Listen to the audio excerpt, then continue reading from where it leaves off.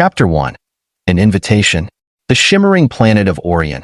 7 was often described as a galactic gem place where the beauty of nature and advanced civilization coexisted in perfect harmony.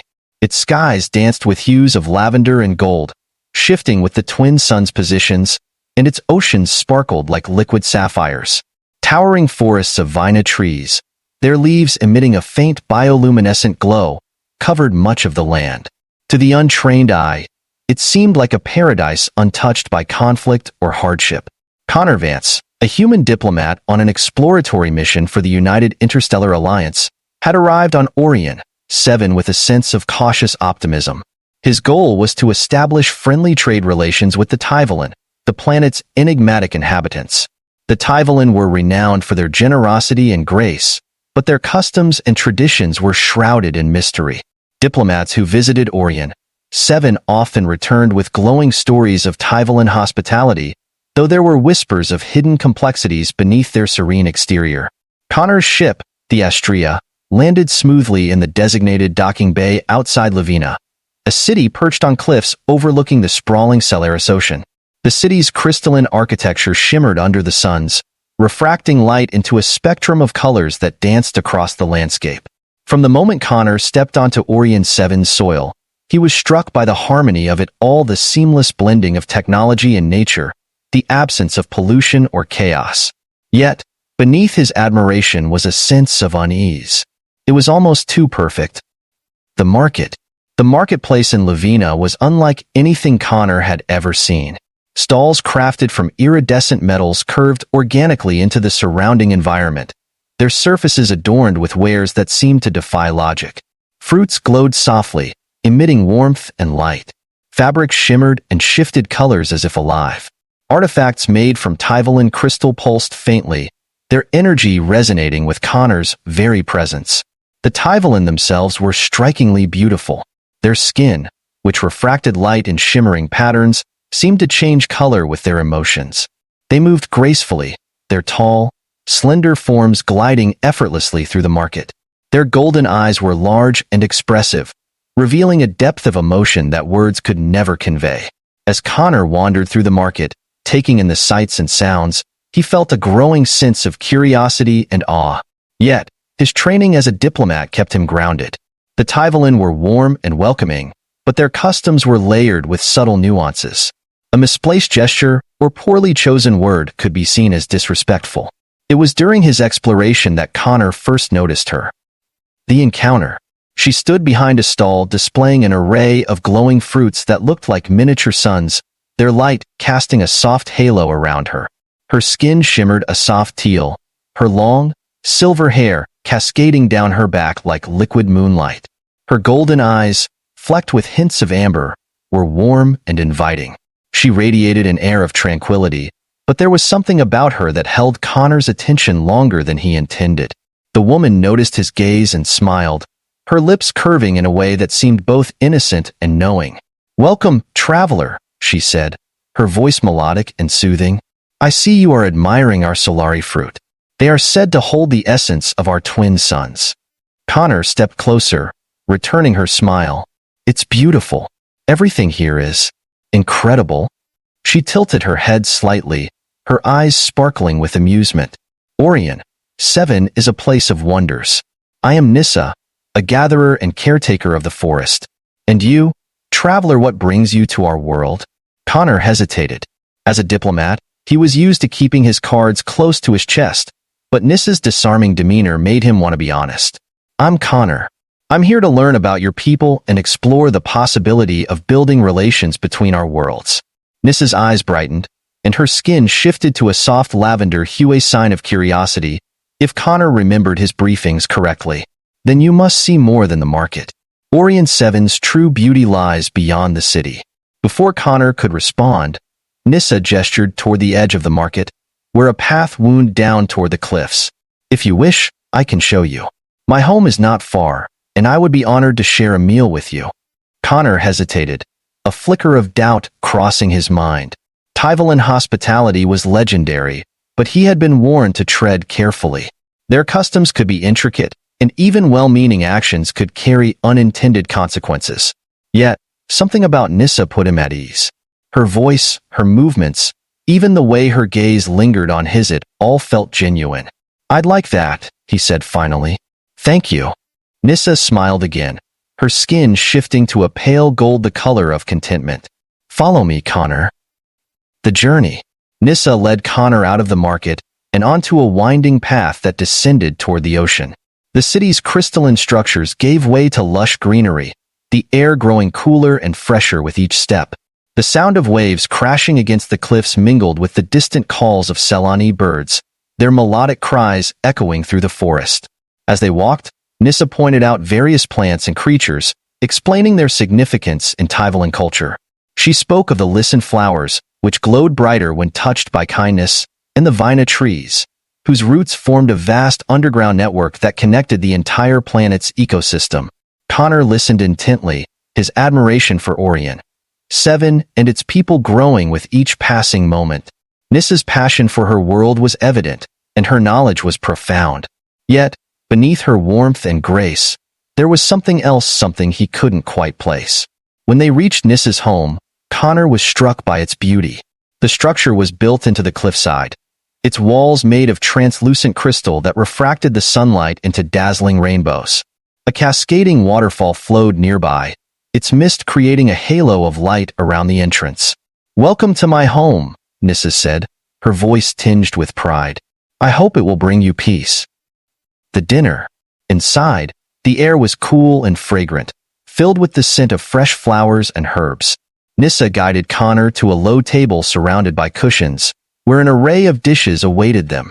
The food was unlike anything Connor had ever seen: glowing fruits, steaming bowls of vibrant soups, and intricate pastries that seemed to shimmer as if dusted with starlight.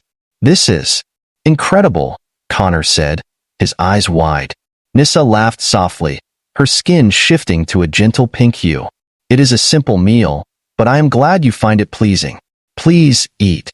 As they dined, Nissa asked Connor about his world. He spoke of Earth's sprawling cities, its diverse cultures, and its tumultuous history. Nissa listened with rapt attention, her golden eyes never leaving his. "You humans are fascinating," she said, her tone thoughtful. "So much ambition, so much resilience. But I sense a great sadness in your stories." Connor nodded, a shadow crossing his face. "Our world is beautiful, but it's far from perfect. We've faced a lot of challenges, some of our own making." Nissa reached across the table, her fingers brushing his hand lightly. "Perhaps that is why you are here. To find something new, something better." Connor met her gaze, his chest tightening. "Maybe." An ominous note. As the evening wore on, Connor found himself growing more comfortable in Nissa's presence. Yet, as she cleared the table and poured a glowing, honey-colored drink into delicate crystal cups, he couldn't shake the feeling that something was off. The warmth in her smile, the kindness in her words, it was all genuine, but there was an intensity in her gaze that unsettled him. "Nissa," he began cautiously, "why did you invite me here? You barely know me." Nissa paused, her golden eyes narrowing slightly. "I sense something in you, Connor. Something different. You do not carry the same arrogance as others who have visited Orian Seven. You respect our world." She set the cup down and leaned forward, her voice dropping to a whisper. "But there is something you must know. Things are not always as they seem here." Connor frowned. "What do you mean?" Nissa hesitated, her gaze flickering toward the window. The faint glow of the twin moons bathed the room in silver light. "There are truths about our people that we do not share with outsiders. Truths that some would go to great lengths to keep hidden." Connor's pulse quickened. "Why are you telling me this?" Nissa's expression softened, and for the first time, Connor saw a hint of fear in her eyes. "Because you are different, and because I need your help." Chapter 2. The Secret Beneath the Surface. The glow of the twin moons bathed Nissa's crystalline home in a serene light, but the weight of her words shattered the peace. Connor leaned forward, his eyes narrowing as he studied her. Nissa's golden eyes flickered with an emotion he couldn't quite place: fear, or perhaps desperation. "What do you mean? You need my help?" Connor asked cautiously. Nissa hesitated, her iridescent skin shifting to a faint teal, a color Connor remembered as uncertainty. "There is something about Orian Seven that no outsider has ever seen. Something we keep hidden, even from most of our own people. It is dangerous. Connor leaned back, his brow furrowing. Dangerous how? And why would you trust me with this? Nissa's gaze held his, unflinching. Because you are not like the others. You look at our world with wonder, not greed. And because I have no one else. Her voice softened, trembling slightly. Please, Connor. If I don't show you, it could fall into the wrong hands. An uneasy alliance. Nissa led Connor through a concealed door in her home that opened into a narrow, spiraling passage. The air grew cooler as they descended, the faint sound of rushing water echoing around them. Bioluminescent plants clung to the walls, casting an ethereal glow that illuminated their path. Connor couldn't help but feel a rising unease. Nissa, where exactly are we going? To the Cradle, the source of our planet's life, she replied. It is why Orian Seven is so beautiful, so vibrant. But it is also why we live in fear. Her words sent a chill down Connor's spine. Fear of what? Nissa glanced back at him, her golden eyes solemn. The Cradle is more than just a life source. It is a sentient entity, ancient and powerful. It gives us life, but it also holds the power to destroy us. Connor stopped in his tracks, his mind racing. You're telling me your planet is alive? Nissa nodded. In a way, the Cradle's energy flows through everything, the forests, the oceans, even us. It binds us to the planet. But if that balance is disrupted, Connor didn't need her to finish the thought. Why show me this? What do you expect me to do? Nissa sighed, her glow dimming slightly. There are those who seek to harness the Cradle's power for their own gain. Outsiders who would exploit it, and even some among my own people who would abuse it. I need your help to ensure that doesn't happen. The Cradle. The passage opened into a vast cavern, and Connor gasped. The Cradle was unlike anything he could have imagined, a massive, glowing sphere suspended in midair, its surface swirling with colors that seemed to shift and flow like liquid light. Tendrils of energy extended from the sphere, reaching into the cavern walls and beyond, pulsing faintly with life. This is the Cradle, Nissa said softly. It is the heart of Orian Seven. Connor approached cautiously, the hairs on the back of his neck standing on end. The energy radiating from the Cradle was palpable, resonating through his entire body. He could feel its power, its raw, untamed potential. It's incredible, he murmured. But why would anyone want to destroy this? Nissa's expression darkened. Not destroy. Control. If someone could bend the Cradle to their will, they could reshape not just Orian Seven, but potentially entire star systems. Connor's mind reeled at the implications. That's why your people keep this a secret. Yes, Nissa said, but secrecy isn't enough anymore. There are whispers of a faction within our own people, the Valaks, who are planning to use the Cradle as a weapon. They see outsiders as a threat and believe that controlling the Cradle will ensure our survival. Connor turned to her, his expression serious. And you think I can stop them? Nissa's gaze didn't waver. I know you can. Your presence here is no accident, Connor. The Cradle has already chosen you. Connor blinked, caught off guard. Chosen me? What are you talking about? Nissa stepped closer, her voice barely above a whisper. The Cradle is sentient. It senses intentions, motives. When you arrived, it resonated with you. That's why I approached you in the market. I could feel its pull, drawing me to you. The threat revealed. Before Connor could respond, a deep rumble echoed through the cavern. Nissa's skin shifted to a dark, warning hue as she turned toward the passage. They're here, she whispered. Who? Connor asked, his heart pounding. The Valaks, Nissa said. They must have followed us. A group of Tyvalan emerged from the shadows, their iridescent bodies shimmering with cold determination. At their center was a tall, imposing figure whose skin glowed a menacing crimson. Nissa, the figure said, his voice like a growl. You've betrayed your people. I've done what's right, Kale, Nissa replied, stepping in front of Connor. The Cradle doesn't belong to you, or anyone else. Kale sneered, his gaze shifting to Connor. And you've brought an outsider to our most sacred place. You've doomed us all. Connor raised his hands, trying to defuse the situation. I'm not here to harm anyone. I just want to help. Kale laughed, a bitter sound. Help? You have no idea what you're meddling with, human. The Cradle's power is beyond anything your kind could comprehend. Nissa took a step forward, her glow intensifying. If you use the Cradle as a weapon, you'll destroy everything we've built. The balance will collapse. Better to risk destruction than let our people fall to outsiders, Kale snapped. He turned to his followers. Take them. The Cradle's power. As the Valaks advanced, the Cradle pulsed violently, its energy filling the cavern with blinding light. Connor shielded his eyes, but he could feel the Cradle reaching out to him, its energy resonating with something deep within. Connor! Nissa shouted. The Cradle is responding to you. You have to connect with it. Connor hesitated, fear and doubt warring within him. What if I make things worse? You won't, Nissa said, her voice steady. The Cradle chose you for a reason. Trust it. Taking a deep breath, Connor reached out and placed his hands on the Cradle. A surge of energy coursed through him, filling his mind with visions of Orian Seven's history, its creation, its harmony, and the fragile balance it depended on. The Cradle's energy expanded, forming a protective barrier around Connor and Nissa. The Valaks were thrown back, their attempts to breach the barrier futile. Kale glared at them, his crimson glow flickering with rage. This isn't over, he snarled before retreating with his followers. A new purpose. As the light of the Cradle dimmed, Connor stepped back, his body trembling from the experience.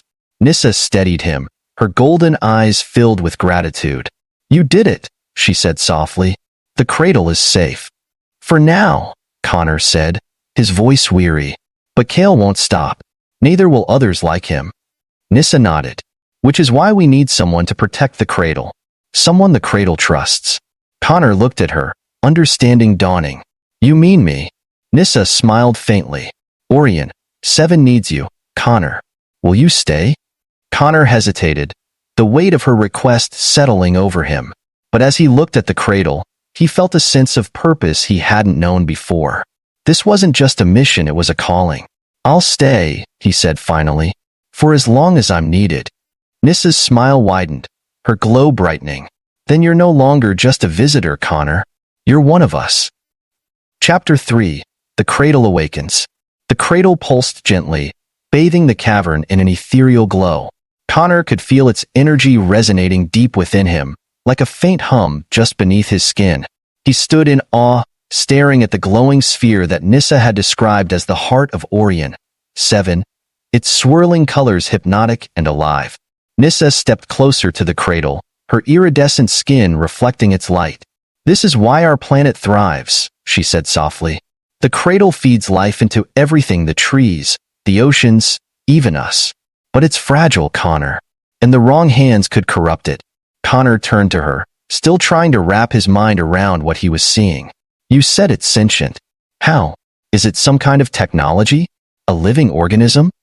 Nissa's golden eyes flickered, the light dimming slightly. We don't know exactly what it is. Some believe it's a gift from the ancient architects who first seeded life on Orian Seven. Others think it's a natural phenomenon, something unique to this planet. What we do know is that it can sense intent. It bonds with those who approach it with pure motives. Connor furrowed his brow. And the Valaks want to use it as a weapon. Nissa nodded, her expression grave. They believe controlling the Cradle will make Orian Seven unassailable, but they don't understand the consequences. The Cradle wasn't designed to be controlled. If they try to manipulate its energy, it could destabilize the entire planet. Connor's stomach sank. And they're willing to risk that? Kale thinks it's worth the price, Nissa said. He's convinced that the Cradle is the key to protecting our people from outsiders, but he doesn't see that he's endangering everything. Connor looked back at the Cradle, his jaw tightening. Then we have to stop him. The plan. Nissa led Connor back to her home, the tension in the air palpable. The Valaks had made their intentions clear, and it was only a matter of time before they struck again. Nissa busied herself gathering supplies, crystalline tools, glowing herbs, and a small, intricately carved pendant. What's that? Connor asked, nodding to the pendant. It's a resonance charm, Nissa explained. It amplifies the connection between the Cradle and its chosen protector. If you're going to confront Kale, you'll need its help. Connor hesitated.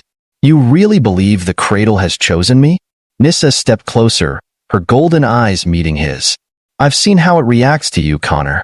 The way it pulsed when you touched it, that's not something it does for just anyone. The Cradle trusts you, even if you don't trust yourself yet.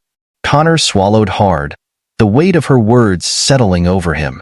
He had come to Orian Seven as a diplomat, not a savior. But now, the fate of an entire planet seemed to rest on his shoulders. All right, he said finally. What's the plan? Nissa placed the resonance charm around his neck, the crystal glowing faintly against his skin. We need to reach the Cradle before Kale does. If we can strengthen its defenses, it will be able to repel him and his followers. And if we can't? Connor asked. Nissa's expression darkened. Then Orian Seven falls. The Valak's attack. The journey back to the Cradle was fraught with tension.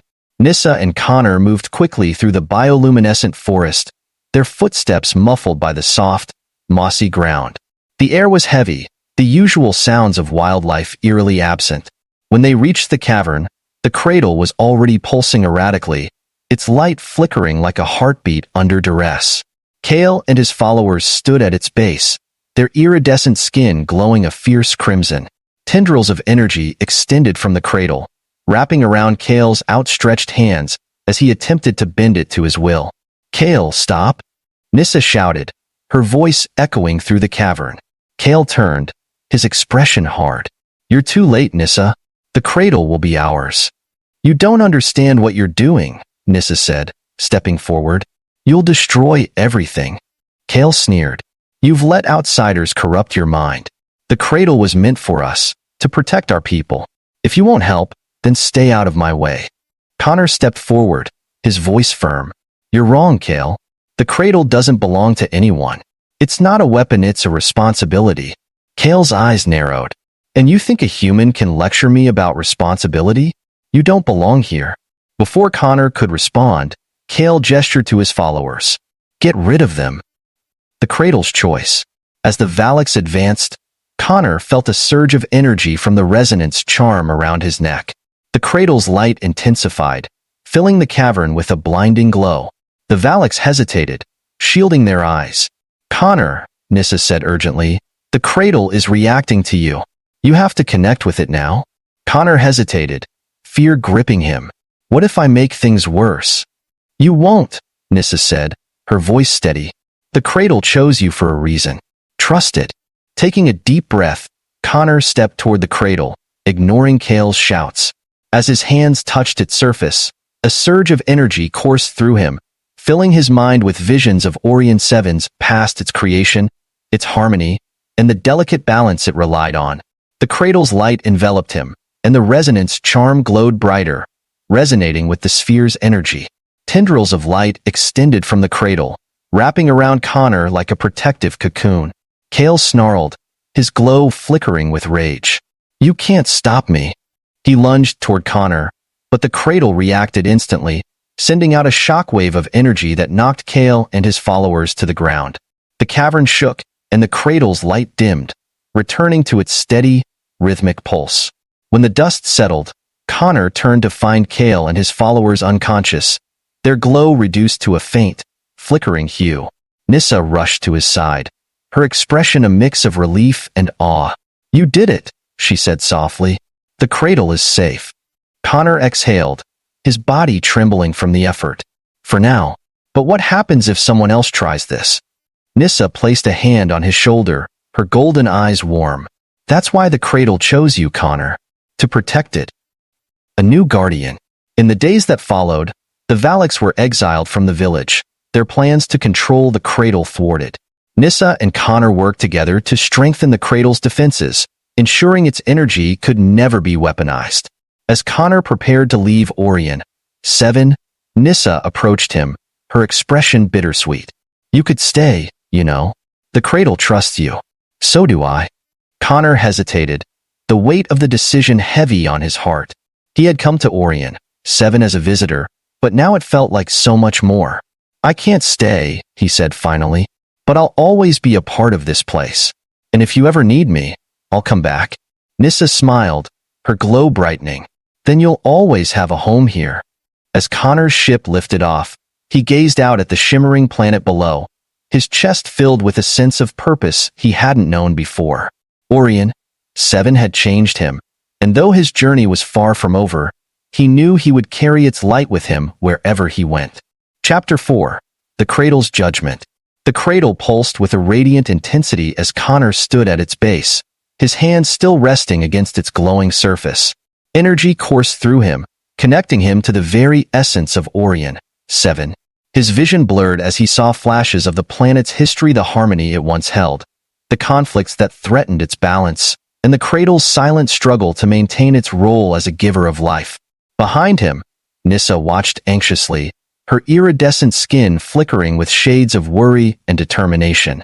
The unconscious forms of Kale and his Valak's followers lay scattered across the cavern floor, their bodies dimmed from the cradle's protective energy.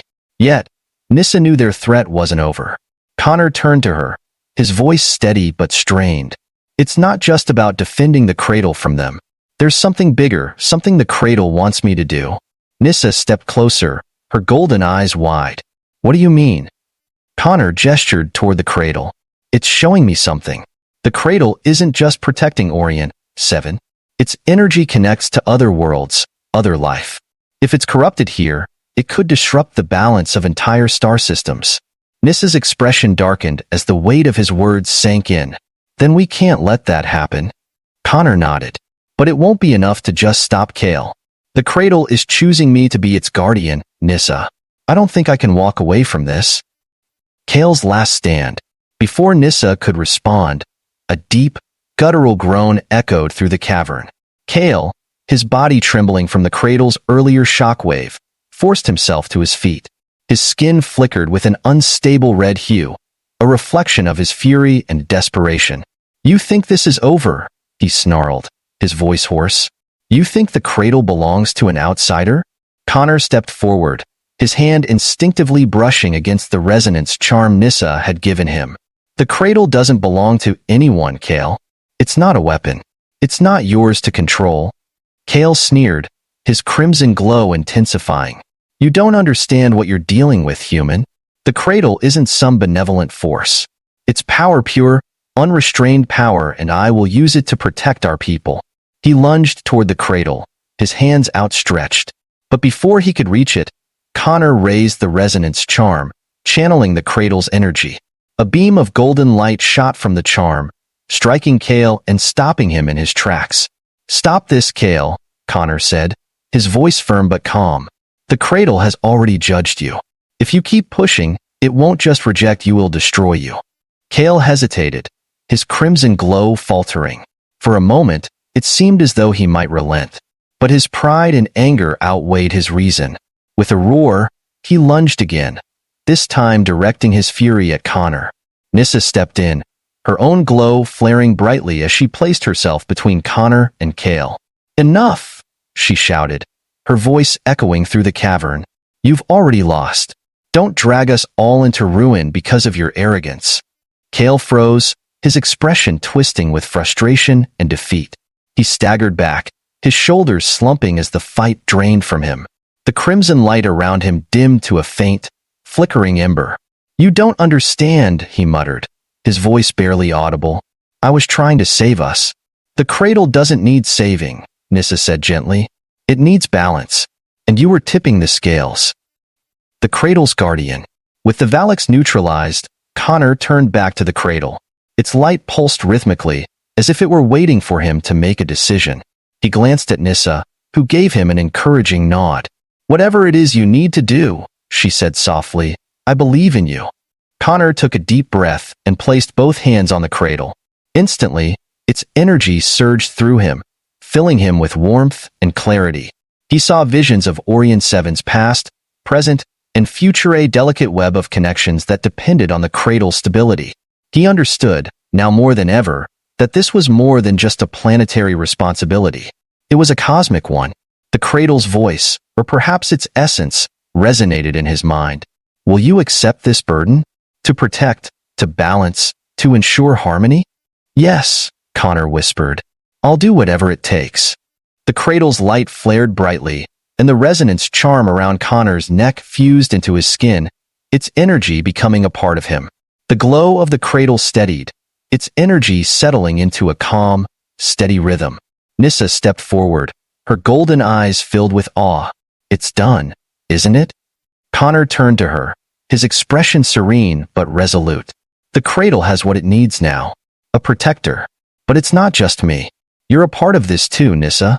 She smiled faintly, her glow brightening. Then we'll protect it together. A new beginning. With the Valaks exiled and the cradle secured, the people of Orian Seven began to rebuild their trust in one another. Connor remained on the planet, working alongside Nissa to strengthen the cradle's defenses and ensure its energy remained balanced. Over time, Connor became more than just an outsider. He was a symbol of unity, a reminder that the cradle's power wasn't about control or domination, but about connection and harmony. As he stood atop a cliff overlooking the Celaris Ocean one evening, the twin suns casting their golden light across the water, Nissa joined him. She carried a small basket of glowing listen flowers, their light reflecting off her iridescent skin. "You've come a long way, Connor," she said, her voice warm. "So have you," he replied, smiling. "I couldn't have done this without you." Nissa tilted her head, her golden eyes shimmering. "And we couldn't have done this without you. The cradle chose well." Connor looked out at the horizon, a sense of peace washing over him. He didn't know what the future held, but for the first time in a long time, he felt like he was exactly where he was meant to be.